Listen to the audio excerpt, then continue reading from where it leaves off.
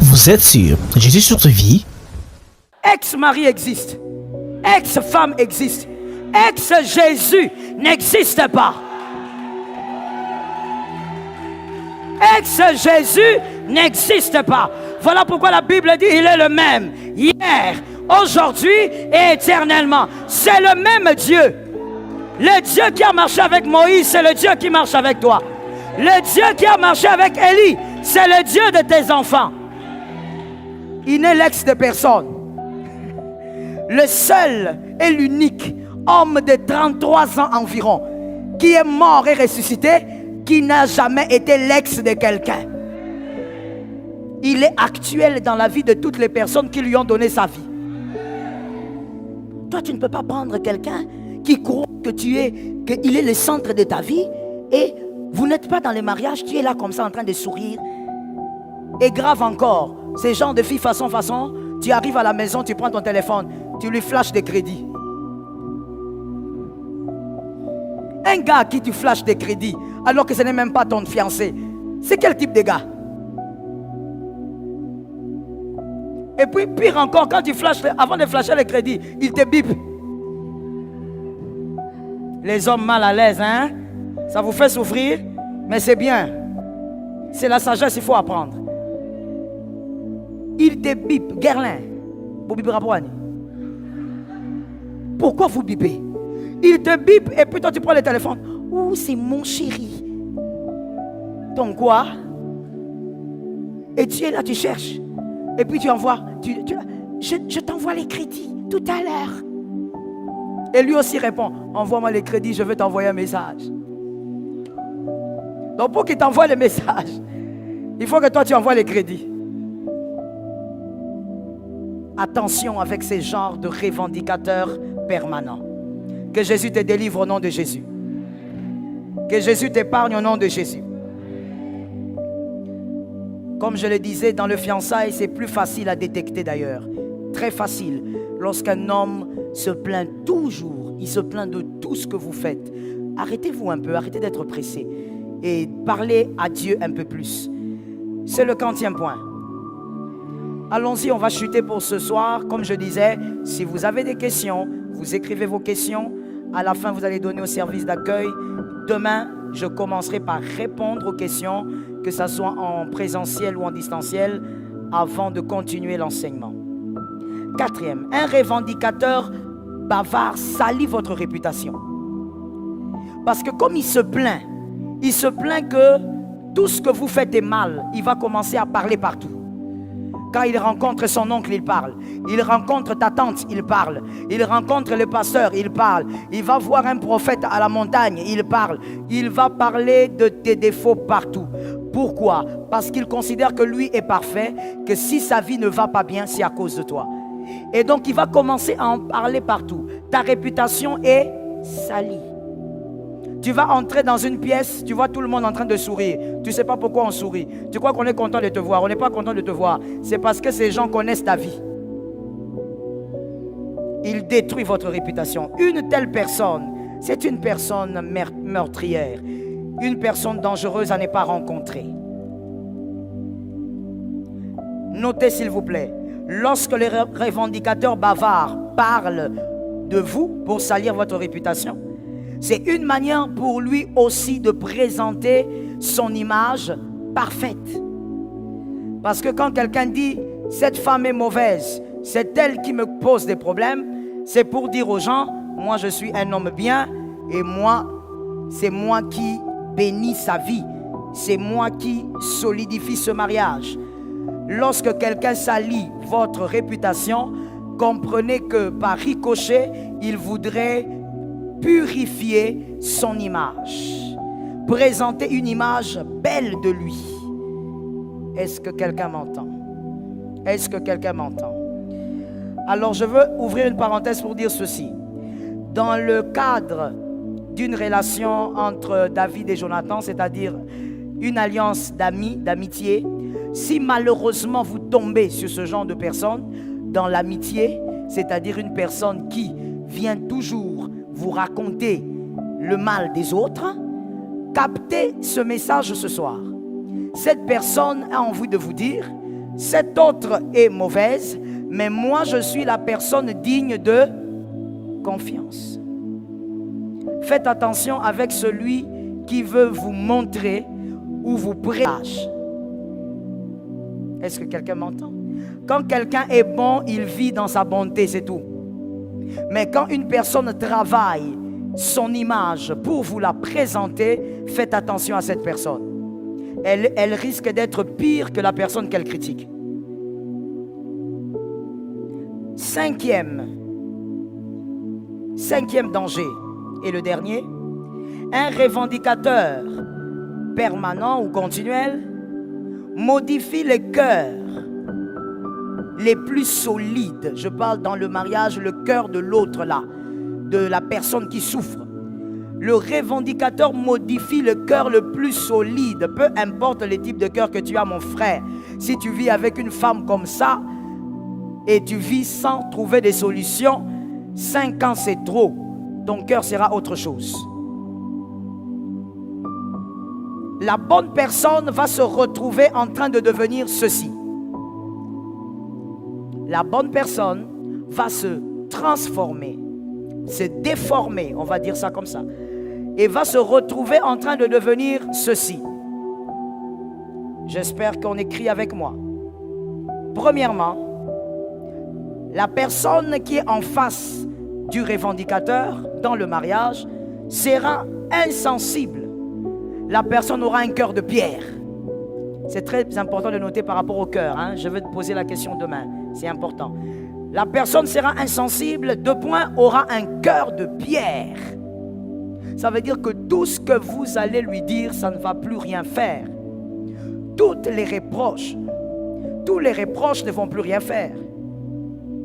Toutes les remarques ne vont plus rien faire. Et vous savez ce qui est triste, voilà pourquoi je dis que ce sont des meurtriers. C'est que quand un cœur est déformé comme ça, ce cœur va manifester cette attitude même dans la société. Ça veut dire que ça sera une personne, même au travail, quand on lui fait des reproches, il entend parce qu'il ne veut pas perdre son travail, mais ça ne le choque plus, ça ne touche plus.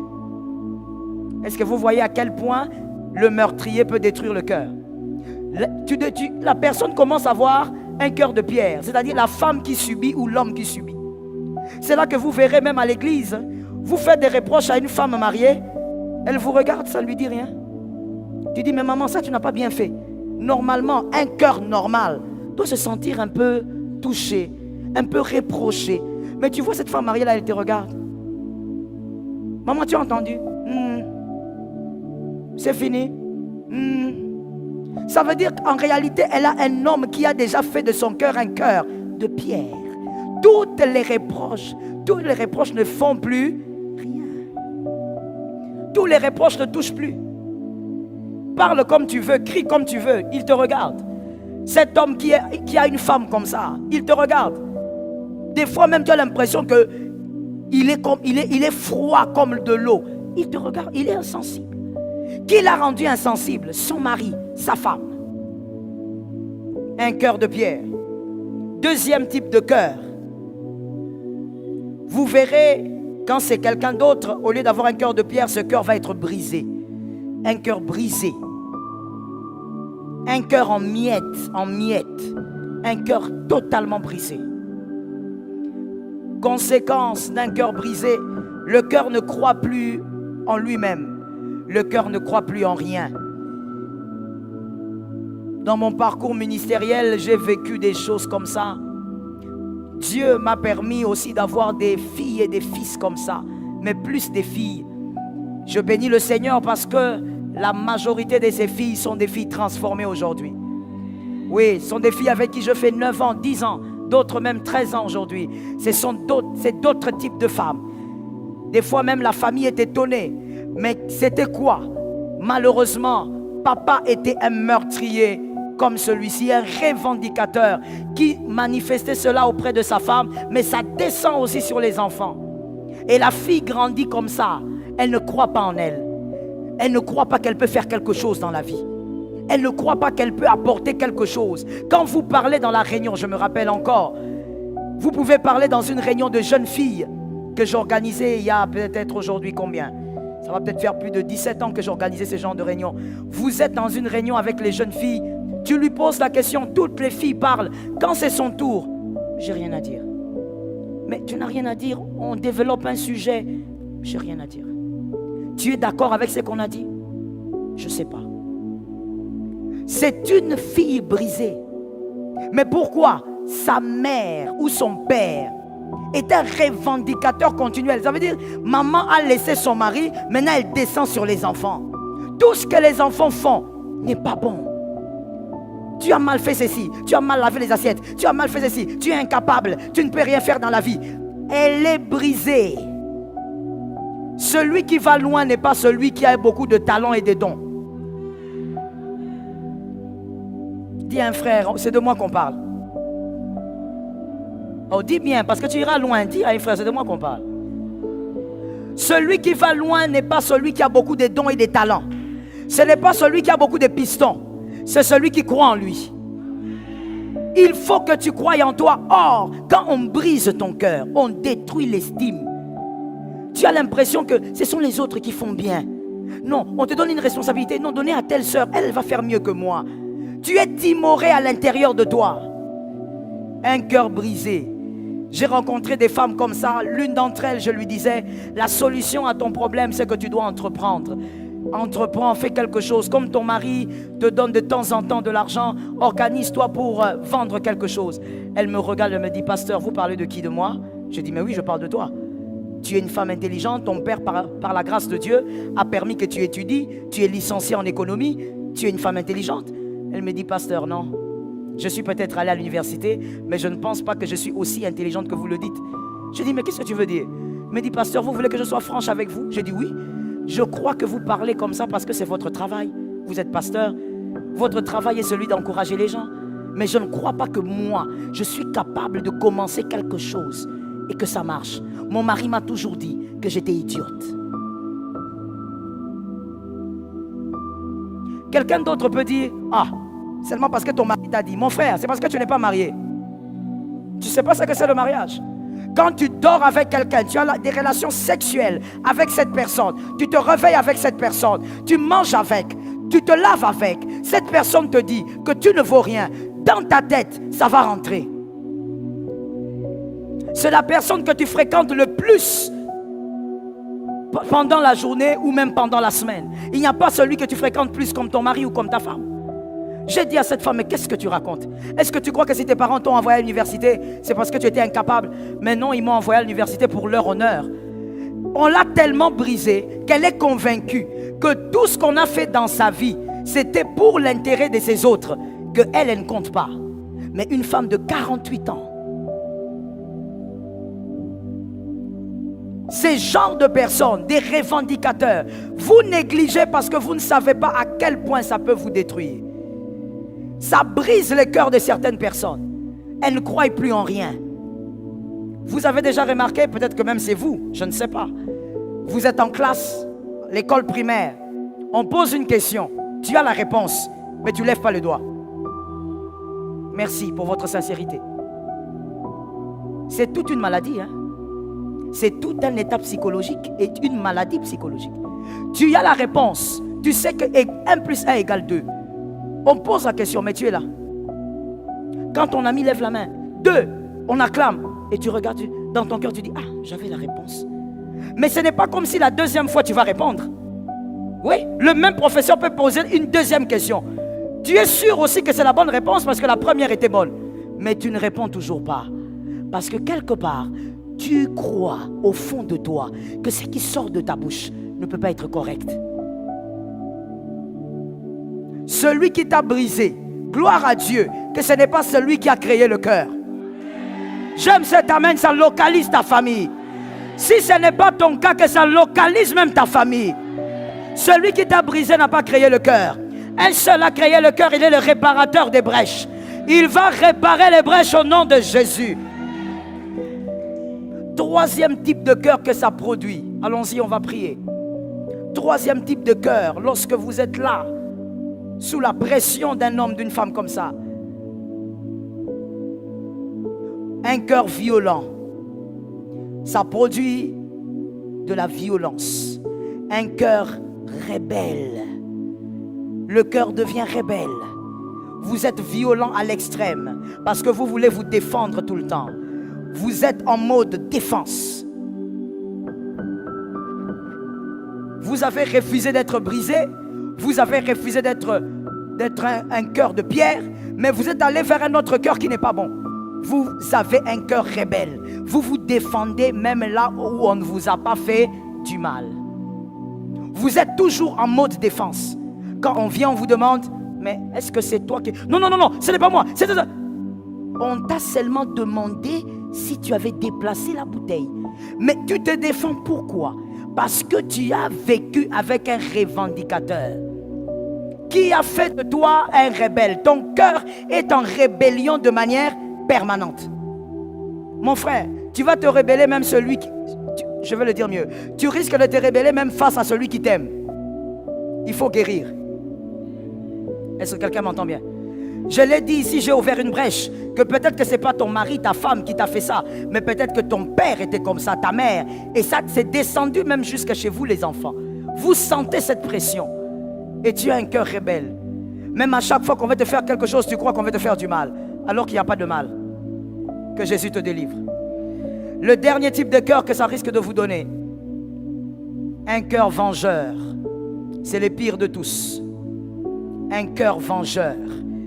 Celui qui subit la pression du revendicateur risque d'avoir un cœur vengeur. Tu veux te venger. Tu te rends compte que celui que j'ai épousé ici, il a déstabilisé ma vie. Celui que j'ai épousé, il pense qu'il est parfait. Alors il faut que je trouve des méthodes, que je trouve une stratégie pour me venger. Et ça, je dis, c'est le pire de tous. Je finis par cet exemple. Écoutez-moi bien, s'il vous plaît. J'ai eu, je ne sais pas dire si c'est la grâce ou pas, de rencontrer une femme, il y a peut-être 6 ans passés. Cette femme, elle est venue vers moi, elle se confesse, elle me dit, c'était après un culte de femmes, elle vient se confesser, elle me dit, je suis venu vous dire une confession parce que la parole m'a touché, le Saint-Esprit m'a convaincu, je dois vous parler. Je dis d'accord, on va prier. On l'a prié. Et après la prière, elle me dit, je viens vous dire que je suis mariée. À l'époque, ça faisait 6 ans. Je suis mariée depuis 18-19 ans, à l'époque déjà. Et j'ai 3 enfants. Les 3 enfants ne sont pas de mon mari. Mais pendant que je parle, mon mari est sur le point de les envoyer à l'étranger. Ils vont aller étudier. Parce que mon mari est convaincu, évidemment, que ce sont ses enfants. Il n'y a personne qui le sait, je suis la seule. Même le père de ces enfants-là ne sait pas. Je suis la seule à le savoir. Et aujourd'hui, vous êtes la 2e personne. Et j'ai posé la question, qui est le père? Il dit, le père, c'est mon voisin. J'ai dit, ok, pourquoi vous avez fait ça? Vous avez des problèmes sexuels? Il dit, non. C'est parce que lui m'a toujours traité comme une moins que rien. Il me dit, pasteur, vous savez comment mon mari m'appelait pendant la sexualité? Le petit nom que des fois les hommes donnent à leurs femmes pendant les moments intimes. Vous savez quel était le mien? J'ai dit non, dis-moi. Torchon. Pendant qu'il fait, j'ai pas fini, le choc n'est pas encore arrivé. Pendant qu'ils sont dans l'intimité, il appelle sa femme torchon. Torchon. Il y a des enfants ici, alors je vais essayer de dire certaines choses de manière très voilée. Si tu ne comprends pas, c'est pas grave. Et elle me dit, et quand il a fini, il crachait sur moi. Mais il ne crache pas sur la tête, il crache là où il est sorti. Et quand il a fini de cracher, il part. Et quand moi je veux aller prendre un bain, il me donne un seau. Alors qu'on a une douche dans la maison, il me donne un seau. Il dit, toi tu vas prendre ton bain dehors. Tu es un animal. Les animaux ne prennent pas le bain dans la maison. Et elle me dit, c'est comme ça que je vivais. Et au point où, pasteur, à un moment, j'ai arrêté de me maquiller, j'ai arrêté de m'occuper de mes cheveux. Je ne faisais que des nattes. J'ai arrêté d'acheter même des vêtements. Je m'habillais avec ce que j'avais là. Et des fois, ma mère venait, fâchée, elle m'offrait des pagnes. Il dit, il faut te soigner quand même. J'ai laissé ça comme ça. Des fois, j'offrais. Et un jour, mon voisin m'a appelé. Il m'a dit, mais pourquoi toi, tu te négliges comme ça? Il dit, mais je me néglige, ça veut dire quoi? Mon mari veut que je sois comme ça. C'est comme ça qu'elle avait pu esquiver. Il dit, non, le voisin lui dit, non, non, non, non, non. Toi, tu es une belle femme. Alors elle dit, la première phrase qui est sortie, je suis resté là-dessus. J'ai dit au voisin, pardon? Tout est parti par pardon. Elle a dit, à partir du jour où j'ai commencé à prendre soin de moi pour plaire aux voisins, j'ai remarqué que j'étais une autre femme. J'ai commencé à m'épanouir. C'est en ce moment-là que j'ai décidé de me venger. Et je me suis dit, le mal que moi je ferais, même dans son cauchemar, il ne pourra pas réparer ce mal-là. Quand elle a décidé là, elle n'avait pas encore d'enfant. Et c'est comme ça que un cœur qui veut se venger peut aller très loin. Pendant qu'elle me parlait dans mon bureau, je t'ai dit il y a plus de 6 ans, j'imagine aujourd'hui ces enfants sont des grands enfants, peut-être même mariés. Mais pendant que moi je te parle, cet homme ne sait pas que ce ne sont pas ses enfants. Le cœur qui veut se venger, il y a une phrase que mon mari aime dire que j'aime beaucoup, parce que ça me fait réfléchir. Des fois même lui-même il me pose la question, mais pourquoi tu aimes cette phrase? Je dis, mais parce que ça me fait toujours réfléchir. Des fois même je sursaute dans ma voiture, j'ai réfléchi à ça. C'est très profond, mais apparemment simple. Mon mari aime dire ceci, il ne faut pas faire du mal aux gens, parce que n'importe qui peut faire du mal à n'importe qui. Il ne faut jamais te sentir fort au point de dire, ah ça c'est qui? C'est une petite là que moi j'ai encadrée. Calme-toi. Tu ne peux pas savoir ce qu'un cœur qui a de la vengeance peut produire. Je ne dis pas que c'est bien, mais je te montre comment le cœur de l'homme peut réfléchir. Jusqu'où le cœur de l'homme peut aller. Je te donnais cet exemple, mais peut-être que parmi les exemples qu'il y a dans ton quartier, peut-être que ce n'est même pas le pire des exemples. Peut-être que dans ton quartier, il y a pire que ça. Le cœur de quelqu'un qui veut se venger peut aller très loin. Je vais te choquer en disant, lorsque quelqu'un veut se venger, le diable lui prête son cœur. Il commence à réfléchir comme le diable, parce que son seul souci c'est quoi? Et ça aussi j'en ai vu, des femmes qui ont décidé de se venger, au prix même de détruire son propre corps. L'essentiel c'est qu'il voie son mari souffrir. Même en détruisant son corps. C'est ça l'esprit de vengeance. Le démon de vengeance. Fais attention mon frère. Quand tu vis avec ta femme, ne considère jamais que tu vis avec un être faible. Les hommes intelligents ont déjà réglé ça depuis longtemps. Ils ont déjà mis une virgule dans ces versets-là. Ne considère jamais que celle-ci, je peux la mater, je peux la faire celle-ci. Quand moi je parle, elle pleure. Attention à la femme qui pleure quand tu te fâches. Est-ce que je parle à quelqu'un? Les hommes, donnez-moi les amens, c'est à vous que je parle. Oui, c'est à vous que je parle. Attention, quand toi tu parles, elle pleure, toi tu es là. Tu pleures, hein, tu vas voir. Une femme qui te pleure quand tu es fâché. Frère, tu connais la chose là que nous avons à l'est du pays qui s'allume avec le feu dedans? Non, ne cite pas ça, je connais ça moi-même, mais je sais pourquoi j'ai dit ça comme ça. Tu crois que j'ai oublié le nom là? Tu vois la chose là, ressemble à une montagne comme ça, dedans. Et des fois, lorsqu'elle se réveille, la chose là, elle trace, elle ravage. Une femme qui pleure quand toi tu te fâches, pire qu'un volcan. Même si elle a la Bible sous les aisselles. Fais attention. Ne considère jamais que c'est toi l'homme fort. C'est toi qui es habilité à faire du mal. C'est toi le plus grand manipulateur. Tu te trompes. Il y a toujours plus fort que toi. Même dans un vêtement de petitesse. Est-ce que quelqu'un m'entend bien? Attention monsieur, madame, maintenant je m'adresse à vous en disant, ne soyez jamais ces revendicateurs-là permanents ou continuels. Parce que tu ne sais pas ce que tu feras du cœur qui est en face de toi. Tu risques d'être étonné de dire, c'est vraiment la femme que j'ai épousée, c'est elle. C'est vraiment l'homme que j'ai épousé, c'est lui. Mais tu as fait de cette personne un monstre. que Jésus nous donne la victoire. Demain, écrivez cela. On va continuer ça demain. Écrivez solution. Solution. Demain, on va parler de la solution face à ce mariage, ce premier mariage meurtrier. Et on va entamer le deuxième mariage meurtrier. Amen. Qu'Adonai bénisse sa parole. Qu'Adonai te bénisse gravement de là où tu es. Tiens-toi debout, nous allons déclarer la grâce sur nous. Nous allons déclarer la grâce dans notre entourage. Cette année n'est pas une année où tu dois rencontrer les mauvaises personnes.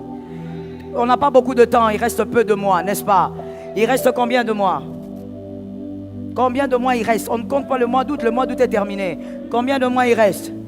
On n'a pas le temps à perdre, il ne faut pas rencontrer les mauvaises personnes. Lève les deux mains avec moi et dis-moi, Seigneur, délivre-moi du mal. Parle comme un homme qui est conscient. Dis-moi, Seigneur, délivre-moi du mal. Déclare, Seigneur, donne-moi la victoire. Seigneur, détache-moi des mauvaises personnes. Seigneur, éloigne-moi des mauvaises personnes. Seigneur, éloigne-moi des personnes destructrices. Seigneur, donne-moi la victoire face à leurs projets. Donne-moi la victoire face à leurs pièges. Je me lève contre leurs calculs. Je me lève contre leurs projets. Je me lève contre leurs paroles. Et je déclare que le piège a échoué. Je déclare que le piège a raté. Je déclare que le piège est consumé. Au nom de Jésus de Nazareth, commence à prophétiser. Parle de ta vie, mon frère. Refuse cet entourage de malédiction. Cet entourage qui veut te détruire. Shamamamamama. Rosakayaba. Ramashatayaba. Rezakayababos. Jésus. Jésus. Je ne t'entends pas, mon frère. Que je t'entends de refuser. Refuse et déclare la grâce. Lève-toi contre le piège du serpent. Nous nous levons contre le piège du serpent. Nous nous levons contre les calculs du serpent. Nous nous levons contre les projets du serpent. Nous nous levons contre les effets du serpent. Au nom de Jésus. Shamarabababas. Shamarabababa. Nous nous levons contre la langue du serpent. Jésus. Remassete. Remassete. Remassete. Merci Saint-Esprit. Lève tes deux mains s'il te plaît. On n'a pas beaucoup de temps, il faut maximiser quand nous prophétisons, mon frère. La vie et la mort sont au pouvoir de la langue. On déclare 3 fois ceci. Répète simplement après moi. Au nom de Jésus, par la force du Saint-Esprit, je déclare, par l'onction de Dieu, je ne tomberai pas dans leur piège. Je mets le feu de Dieu sur mon chemin. Cette année, sur mon chemin, je mets le feu. Le diable, les démons, les personnes méchantes ne vont pas m'atteindre. Au nom de Jésus, Ramaï.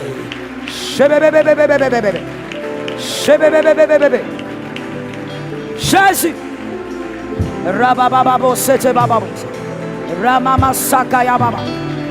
Marababa sakaya baba.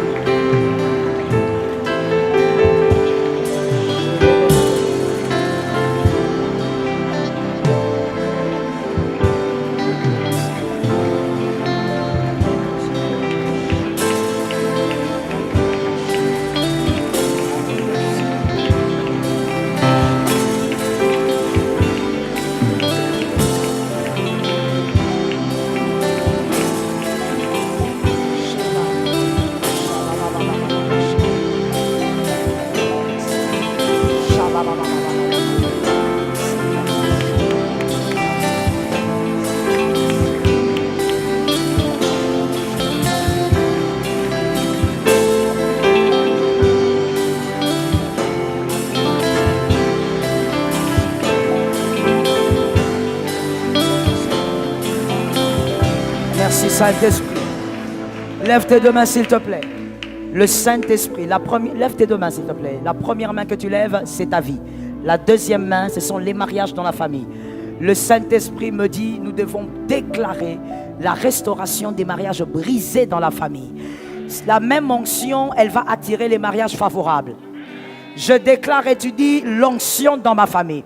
Au nom de Jésus, par la force de Dieu, nous ordonnons ce soir, par l'autorité du Saint-Esprit, pour des mariages de paix, pour des mariages de joie, pour des mariages stables, pour des mariages de foi, au nom de Jésus de Nazareth. Marezoka, Jésus.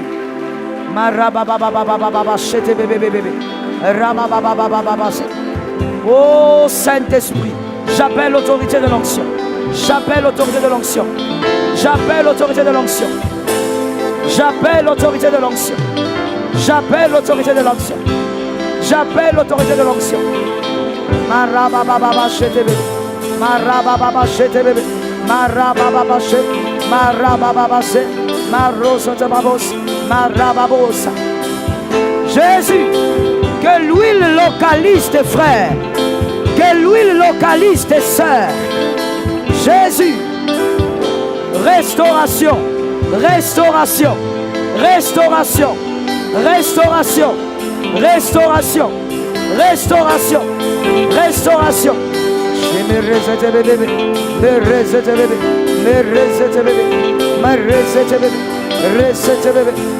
Merci Jésus. Lève ta main droite maintenant. Nous allons déclarer 3 fois. Je ne suis pas leur victime. Je ne serai pas atteint. Est-ce que quelqu'un m'entend? Non, tu n'es pas la victime des projets sataniques. On va les déclarer 3 fois. On y va. Au nom de Jésus. Parle qu'on t'entende. Impose la protection sur toi. Déclare la protection. Déclare la protection. Protection de ton corps, de ton âme et de ton esprit. Jésus. Shababababos. Shababababos. Rababababaché. Rababababaché. Rababababaché. Marosataba. Rabababaché. Rosakayababo. Rabasetebo. Au nom de Jésus, je ne suis pas leur victime. Je ne suis pas leur victime. Saint-Esprit, tu es le Dieu de mes victoires. Tu es le Dieu de ma protection. Tu es le Dieu de ma sécurité. Jérebabose, Maraboseka, Marezete, Shebarozoto, Yerezete, Marazeka, Shemarosete. Au nom de Jésus, au nom de Jésus, Saint-Esprit, au nom de Jésus, Shemarezete, Marabababa. Merci Jésus. Lève ta main droite s'il te plaît. Maintenant tu vas déclarer que toi tu ne peux pas échouer dans tes relations. Que ce soit des relations entre toi et un ami qui va te faire du bien, à qui tu dois faire du bien. Tu ne peux pas échouer dans tes relations. Les relations qui doivent te bénir cette année. Les relations qui doivent te visiter cette année. J'étais en train de parler. Les relations qui doivent te transformer cette année.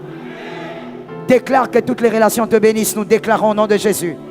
Saint-Esprit. Saint-Esprit.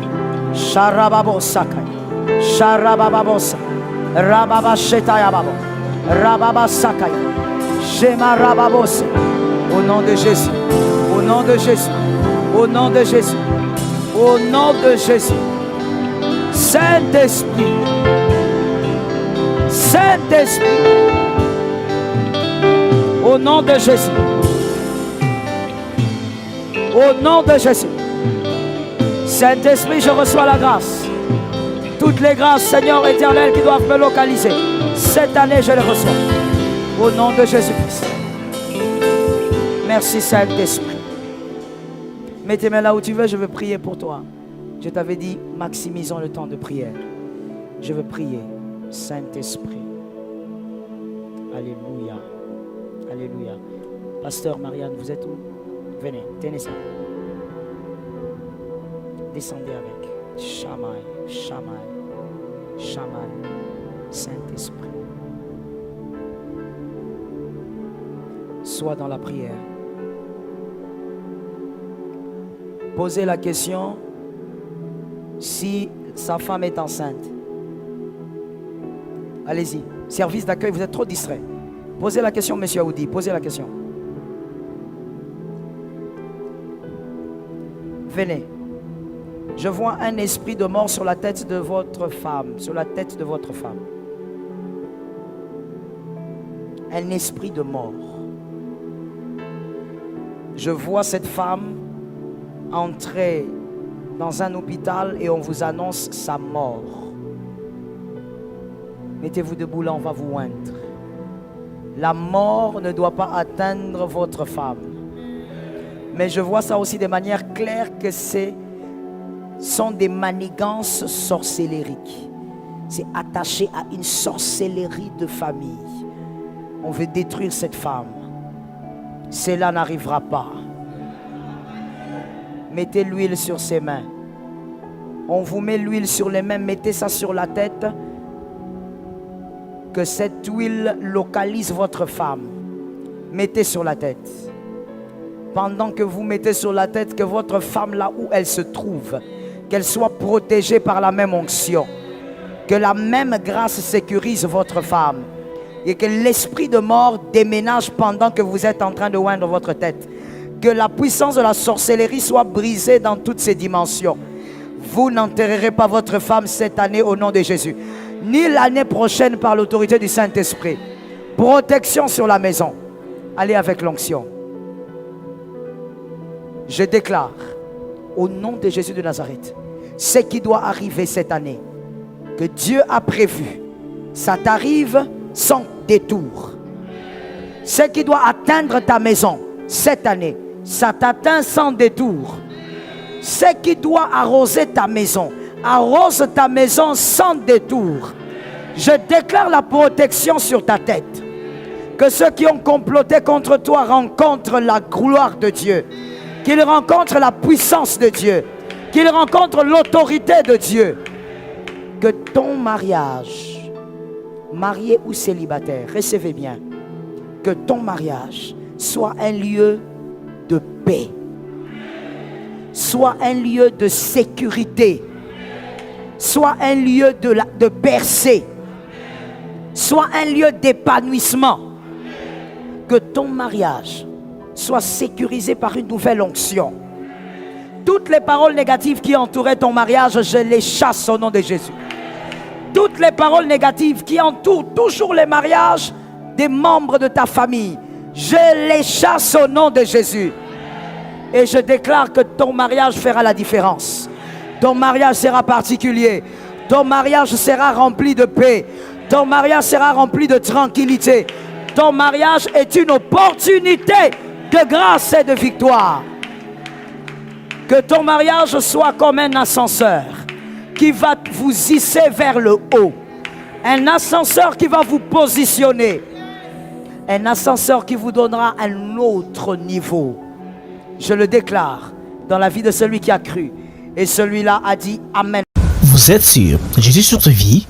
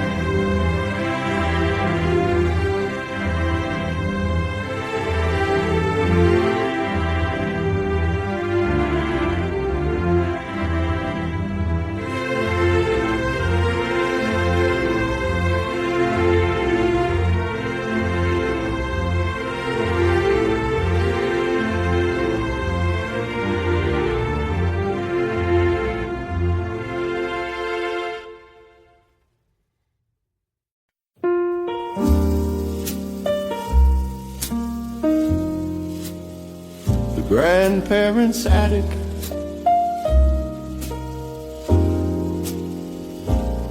Up the creaking steps where the dust motes dance and float, a smell of cedar wood and forgotten winter coat.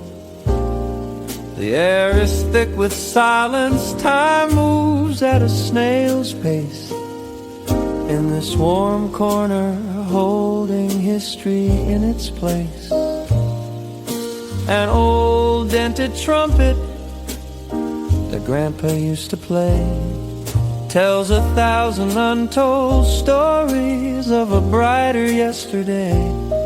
Here's a shoebox tied with string, full of photographs in black and white, faded smiles from decades past, bathed in attic light. This is more than just a room beneath the sloping eaves. It's a library of whispers rustling through the leaves, a slow and gentle rhythm of a life lived long and true. The grandparents' attic is a place where time slows down for you. Every broken doll and chipped teacup sings a sweet old song, telling me exactly where I came from, where I belong.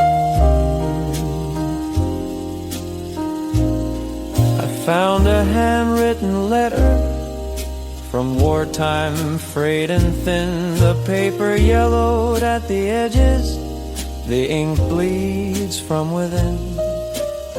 A young man's promise that he would make it home again, a simple, honest hope against the crushing weight of pain. I put on an old vinyl, the needle starts to scratch. A distant melody plays, a moment I can catch. Sitting on the worn floorboards, letting memories unfold. More precious than silver, more valuable than gold. This is more than just a room beneath the sloping eaves. It's a library of whispers rustling through the leaves, a slow and gentle rhythm of a life lived long and true. The grandparents' attic is a place where time slows down for you. Every broken doll and chipped teacup sings a sweet old song, telling me exactly where I came from, where I belong.